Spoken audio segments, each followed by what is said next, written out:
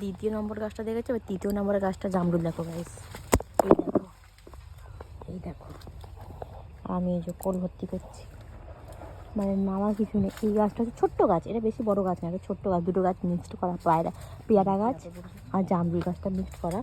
But এটা হচ্ছে এই যে এই জামরুলটা এই যেরকম, এটা বেশি মিষ্টি এই গাছটা, কিন্তু এই গাছে বেশি হয়নি, অল্প কটা হয়েছে, খাওয়া হয়ে গেছে এই গাছটা দিয়ে।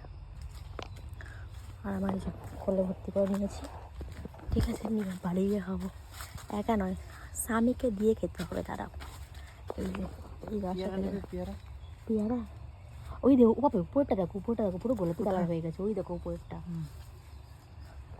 গোলাপি কালারগুলো মিষ্টি হয়। পেয়ারা দেখো নিচে পুরো পেকে পড়ে গেছে পেয়ারা, এদের খাওয়ার কেউ নেই। আর গাছ লাগিয়েছে কাকু, এত এত জামরুল হয়েছে সব দেখো, মানে খেয়ে শেষ করতে পারবে না এত গাছ।